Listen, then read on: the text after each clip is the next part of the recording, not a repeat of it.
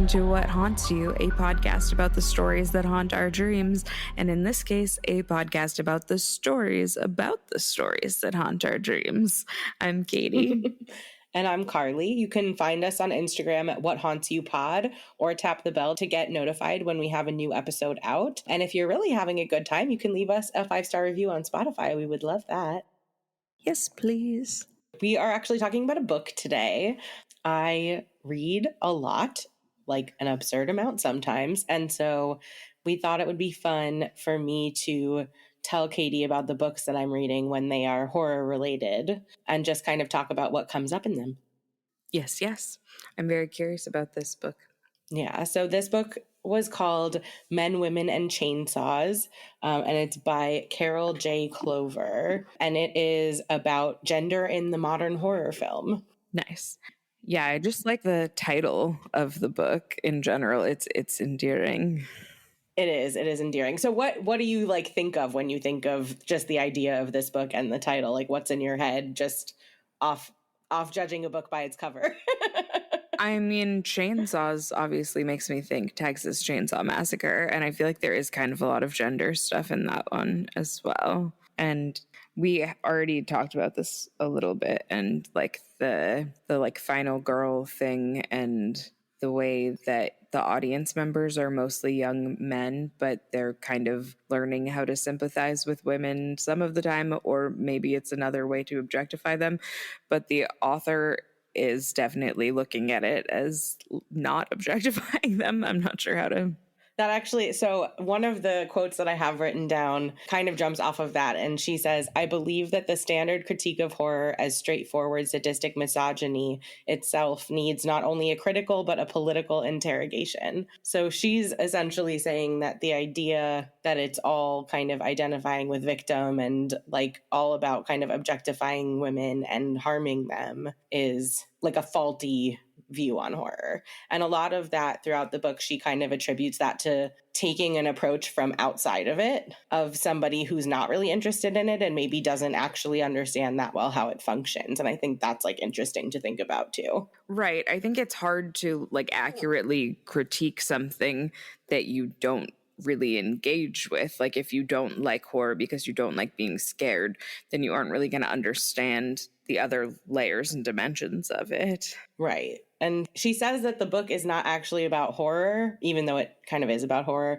but she's basically talking about the relationship that the majority viewer, or like younger men or teenage boys sometimes, the relationship of them to the female victim heroes of horror movies, which is usually the final girl, but like sometimes plays out differently in different subgenres. But she's mostly focused on a couple specific subgenres that really relate to the idea of gender and really kind of discuss it. So what we're going to do is kind of take this one at a time. So we'll do a couple of different episodes about this book. And today we're just talking about the introduction because there's like a lot of good stuff here. And I don't want to rush through it because it's going to be fun to talk about, I think. Yeah. And there's some movies that we might talk about along with some of the later chapters, right? Yeah, I think so. Just some good kind of examples. There'll probably be ones that are in the book because those will be, you know, kind of standout examples of the things that she's talking about. So I think it'll be interesting to have that for a frame of reference. Yeah, I like the idea of the victim hero because I think that people do like a lot of infantilizing and weird, like sympathizing in a way that like isn't actually that sympathetic with victims. And I think like just kind of the journey that a lot of the final girls come to of like realizing that they want to stay alive and like how much power and strength is inside them to manage that and like going through horrible things. But then they're also like going through horrible things and like obviously going to be traumatized and are victims in that way. And in the chapter about slashers, it really gets into like the archetype of the final girl and her kind of transition from victim into hero and like how that arc plays out. In the slasher section, she goes into talking about the process of like where they're victimized. Like how they go from victim to hero, basically. Yeah, I like that. I mean, I've definitely felt like horror was mostly just victimizing women when I wasn't watching it as much, but I feel like there are a lot of really strong, powerful women in horror. And now that I've watched a lot of it, and I think it's cool to watch, I kind of think there's like a good bad dichotomies stereotype with men and women in general, where it's like, oh, women could never do anything bad, like in the I don't know, which is kind of infantilizing itself. Yeah. And so I kind of like it when women are villains or just like misdirected and like doing, like, I'm thinking of Amanda in Saw. That's her name, right? Oh, yeah, great character. I agree, but kind of off of what you said about there being a lot of strong female characters in horror, I actually kind of think horror was making strong female leads before kind of any other genre was doing that regularly. For sure. You know, and I think that's pretty cool. Yeah. She also talks a little bit, and this is before she starts really getting into the gendery weeds, about how horror is kind of reminiscent of folklore in the way that it functions. And she basically talks about how, especially with the way that there is kind of a template for horror that we want to see on some level, right? Like when we go see a slasher movie, there's a formula that we're asking to take part in. And it's kind of got it's got the archetypal characters. It's got these kind of villains hiding in places, right? And kind of stumbling into a situation and then having to resolve it. And she says that one can recognize in horror the hallmarks of oral narrative, free exchange of themes and motifs, the archetypal characters, situations, accumulation of sequels, remakes, and imitations. This is a field in which there is, in some sense, no original, no right or real text, but only variants. A world in which the meaning of the individual example lies outside of itself. The art of the horror film, like the art of pornography, is to a very large extent the art of rendition or performance, and it is understood as such by a competent audience. A particular example may have original features, but its quality as a horror film lies in the way it delivers the cliche. How it delivers the cliche. I like that. I think that's like what good pop music is too. Yeah, totally. But yeah, I mean, I've definitely noticed that with horror, like that it is very formulaic, but good horror still makes it like interesting and exciting. I know also for a long time, like I wanted the formula where it's like something's bad and then the good guys take it over and then at the end everything is resolved. But now it's become more and more common, I think, because that was such a cliche. Now almost like the new cliche is like dun dun dun, it's still lurking in the background. Yes, I totally agree. Because I think that used to be exciting, and now it's like not even, now that's like become old hat as well. I think that the Scream franchise actually is a really good example of this, right? Like we want the same thing to happen, but we want it to happen in a way that feels novel and fun and a little bit different. Right. And follows the pattern enough that you can put that pattern feature into it, but doesn't follow it enough that you're totally, totally convinced of what's happening. When you were younger, or I mean, I guess even still, but like, did you ever go through a time when you would like watch the same movie and over again, like sometimes multiple times in a day? Do you want to know what movie I remember doing that with? This is funny. Yeah. Is The People Under the Stairs when I was like 15. I like remember renting that on like on demand when that was like through your TV, you know? Yeah. And you'd get it for like whatever, like the 2 days. And I just remember watching it like 4 times. I remember doing that with the movie Must Love Dogs. I don't know what that one is, I don't think. It's Janine Garofalo. I think she's like a vet or something. I don't know. It's not important, but it was just making me think of that. Like, I think a lot of people like to rewatch movies and it's comforting. And I think especially with horror, it is like, it takes some of the potential fear away. Like, even if you want the jump scares or whatever, like kind of fear that you want, it adds like a layer of protection that it's almost the same thing all of the time. Yeah. And it's something that's like still exciting and fun, but is like fits within your expectations, and like having expectations is comforting. Yeah. And I also think that it's made me think about film a lot more, because like I start looking at other aspects of the movie since I don't have to pay as much attention to like what's happening some of the time. Like it makes me look at like how they're shooting it, like what, like the colors and the angles and that kind of stuff, which is fun to pick apart. And now I've like taken that into other things that I watch as well, not just horror.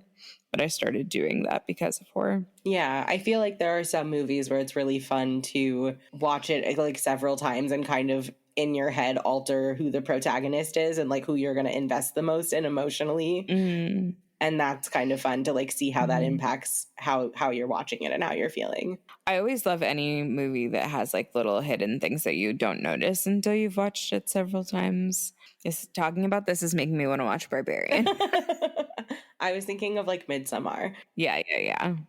That's a good one too. So when she starts getting into gender, one of the first things that she really does talk about, I think you kind of mentioned this a little bit, is who is being identified with and how, you know, the kind of audience stand-in character is almost always a woman or a girl. And she kind of talks about why that is. And she actually has a moment where she's comparing that to action movies, which I thought was kind of interesting because they follow kind of a similar formula, right? Where like usually there's something bad. Like think about like John Wick. Like there's like a different ratio of how long each thing takes. But the same kinds of thing happens, right? Where you like have some bad thing that happens to someone. Yeah. They're upset and then they like go take revenge, right? And there's like a different amount of time spent on each of those factors, right? But it's the same kind of steps. And she talks about how horror has more of an emphasis on the victim part of the story and like the being victimized part of the story. And also that the nature of the suffering is, she talks about it being essentially based in castration anxiety for men. And that is kind of a more complicated thing to look at than the kind of suffering that's in action movies, I guess. She basically says like, it says like so messy and unwholesome, in fact, that running it through a woman may be the only way that it can be run. I also feel like action movies, like they don't show gore really. Like they're like, you'll see like 20 people get blown up, but they don't like zoom in on the people dying really. And I think that that's an interesting thing. I mean, I think like we've talked in several episodes about several movies about like just fundamental fear of death. And I think that horror movies are always like, look, it's death. Yeah. Look at it. But also like I find action movies boring a lot of the time, and I think that's part of what makes horror movies intriguing to me, even if they aren't that different, but they like zoom in on it. And I think it's also like the way that the victim can change, because even if somebody is like horrible and the antagonist the whole time, when if they get killed or we see them dying, they have like this moment of victim vulnerability, even if they've been the bad guy the whole time. Yeah, that actually makes a lot of sense. And I agree that they don't keep me as interested in action movies. Once in a while, they'll be a good one. But on the whole, they're kind of eh. And even when I'm watching some things, if the action sequences take too long, I start getting a little bored. Like I'm watching Walking Dead, and when there are big shootouts between like groups of people, I'm kind of like, eh. Right. I can do with like 30 seconds of that. Yeah. And then it starts being like, Like I love Lord of the Rings, but some of the big fight scenes in that, I'm like, you're just doing the same thing over and over. Can you stop? But I can see how it makes more sense in like a book where you're like, here's what's happening to this guy over here, and then to happen to that guy. Yeah. Horror movies are more creative. Yeah, I think so. And I think like having so many cliches within a genre does sometimes force you to be extra creative. Yeah. And I think even like when you think of a slasher movie, I think the fun of slashers is what new and interesting ways are they going to come up with to kill people? I also love like horror comedies or horror parodies, like where they're like making fun of all of the cliches, but then like still have scary parts. I think that brings a lot of interesting stuff to light. You know what movie I've totally been thinking of as I was going through my notes for this book is Behind the Mask, The Rise of Leslie Vernon, where he's like talking about all of the like phallic symbols and like womb symbols and all this stuff. Oh, yeah. I was thinking about that a lot when I was going through this. Because he just talks about it so openly in that movie, which that movie is not really a comedy, but it kind of does that same thing of just kind of making fun of the process. Yeah. She talks about like the difference between the one sex model and the two sex model way of like understanding sex. And it's basically the idea that the two sex model construes male and female as totally different from each other, like essentially and fundamentally different. Yeah. And the one sex model is basically that like they're like analogous, and basically like the parts are the same but just in different places. And like this is obviously with the premise that women are like imperfect men, right? Like men whose parts are messed up basically, or like an inferior version of the same parts. Yeah. And she talks about how the one sex model got kind of overtaken by the two sex model around the late 18th century, but in stories we have still a very one sex way of kind of presenting things. I know that this comes from religion, but the idea that the man is the first human makes no fucking sense. What came first, the chicken or the egg? Right. But even within the chicken or the egg thing, it's like it had to be a uterus to Right. bring, like, what? It is an interesting, not based on science perspective for sure. Mm-hmm. I think there is a lot of degendering in like, I mean, there's definitely like gender based violence stuff in torture, like related to like, I'm thinking of, my God, I can't think, I think of his name, the clown. Pennywise? No. Oh, Terrifier, Art the Clown? Yeah. In Terrifier, where they like he like cuts her boobs off and like splits her in half. That felt like very gender related. And there's definitely a lot of gender based violence stuff. But a lot of times there feels like a separation from gender with certain killers. I guess I don't know. It depends on like now I'm thinking of like psych profiles of killers and stuff. Like they have like preferred victims and things like that. But a lot of times I feel like there is like this degendering when they're just like in Scream, they're just like killing for the fuck of it. Right. And it doesn't, they don't really seem very focused on gender. Or Saw as well, like unless the thing that he's trying to get them to stop doing or whatever their thing that made him choose them is related to their gender. Generally it's not, and it seems like, I don't know, I don't feel a lot of gender in that movie. I think that they do interesting stuff with gender because it feels like it's not that important. Jigsaw is an equal opportunity murderer, or I guess not murderer, but trap setter. Yeah. I think I'd still call him a murderer. He wouldn't like that. Yeah, I'm okay with that. I know. But I do love saying, would you like to play a game? Or I would like to play a game. I do too. It's great. And you're going to be so excited when we get into the slasher one, because that is where like the gender fuckery of horror is, I think, the most fun. It's like serious in other chapters in a way, but in the slasher one, it's a little bit more fun on some level. Yeah. But yeah, so she's talking about the one sex and two sex model. And one of her like arguments is essentially that horror is one of the like main places where one sex logic comes in. And she says like science fiction is probably in second place for that.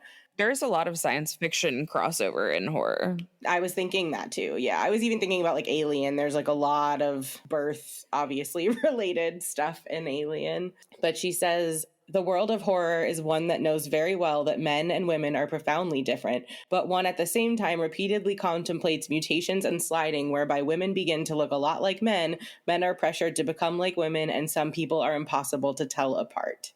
I don't think I even understand what that means. I'm trying to explain it without getting too far down the slasher part rabbit hole. It's basically about the shifting of gendered positions in horror and like the feminization of male villains and the masculinization of the final girl. And then obviously like some of the kind of gender ambiguous situations that come up in horror around problematic themes of stuff like cross-dressing, trans villains raised against their will as the opposite gender, all of these things. And so I think that it's kind of just talking about horror presents men and women as pretty different from each other, but through the process of whatever is happening in the horror, those lines become really blurry. And I think also there's like, I can't think of any specifics, but I can think of a lot of movies, and I think horror movies, where the man it's like a couple or like a group of men and women, and the man is like just not doing a very good job at whatever. And so the woman ends up doing something that's like more traditionally male gender role just because they're like the only one who has their shit together. We were talking about a non-binary horror movie, or I don't know if it was a villain or just a character, but I think you said it was just called Them. It's called They Them, I think, but I still haven't watched it. We should watch it though. I'm curious about that. Yeah, I'm definitely curious about it too, because that is a theme in many horror movies, but like not done the most delicately, and I'm curious if that's like shifted at all with time. Right. Well, and I think that's one thing about this book too. This book is from the 90s and it's focused on 70s, like 60s, 70s, and like I think maybe a little 80s horror. So it's a little dated in the way it thinks about gender, but I also think like horror is like simultaneously dated and ahead of its time on gender, I think perpetually on some level. Yeah. At least to me. That makes sense. But yeah, so then she starts getting further into like the gender role part of the book and the gender role stuff relating to horror. First of all, monster and hero, so like villain and hero, historically, like in most things, are represented by males. And the function of victim is more often represented by females, to the point that when there is a female hero or villain outside of horror, we like kind of even notice it. But then within horror, whenever there is a villain or a hero that is a woman, a female villain or female hero, they're often more masculine in their clothes, their behavior. Sometimes they even have like a nickname that kind of comes across as masculine. And they seem to be gendered kind of differently than their female friends, right? Because a lot of the time in a horror movie, there's like a group of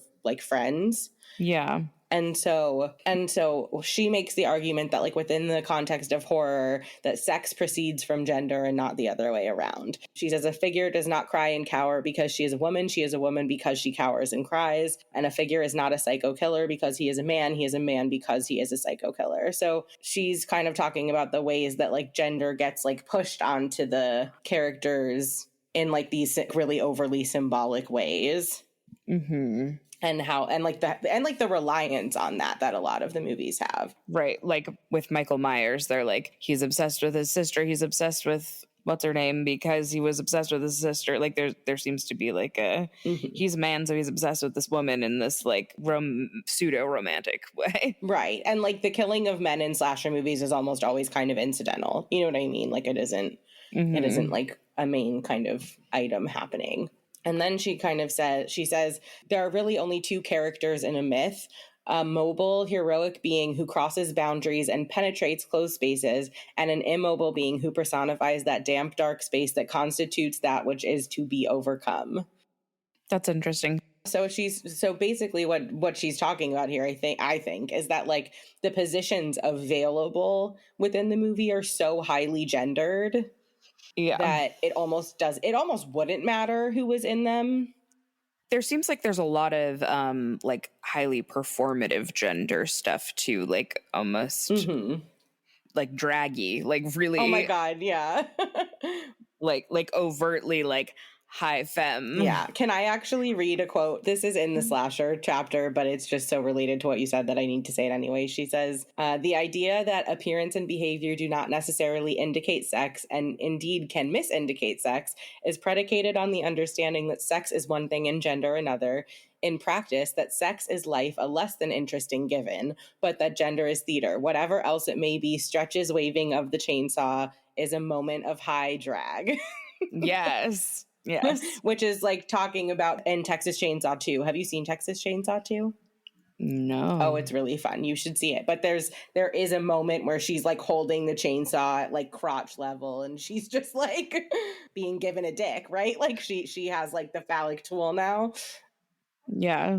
Well, and I think we talked about Leatherface has like his like mommy woman face that has like lipstick on in the first one. I'm excited to hear more. I think that you and I talk about gender a lot and talk about horror, but we haven't talked about gender within horror that much in any of our episodes. So I think it'll be an interesting thing to get into more. And I don't know how I've like never related drag to horror before because that feels really obvious. Yeah. So I'm really glad that you're sharing this with me because I don't think I will read this book, but I'm really interested in what's in it. So it's nice to get the high level summary. It's definitely really interesting. And I feel like it takes it just the right amount of seriously. You know what I mean? Yeah. Because like it is weird. So that pretty much kind of covers the intro of the book. And then she's going to have 4 chapters, and she focuses on 3 different subgenres of horror that are the most related to gender: slasher films, occult films, and rape revenge films. So for slasher, I don't think either of us are going to have to watch any new ones. I may watch one to like get in the spirit, I guess, but we'll probably just talk about classics on that one. For occult movies, The Exorcist is a really good one. And then I think Possession is a really good one, the one that I watched the other day that I was telling you about. Oh yeah, I haven't seen that one. I've seen The Exorcist a bunch, and I would always watch Well, it I know again. you've seen that one too, so I'm like, I feel like that'll give us 2. And I think that'll be good because that's like the kind of adult story versus child story too, which I think like gives us kind of a wide array of like how that can play out. And then for rape revenge films, I think we should do I Spit on Your Grave. That's always going to be, I think, the quintessential one.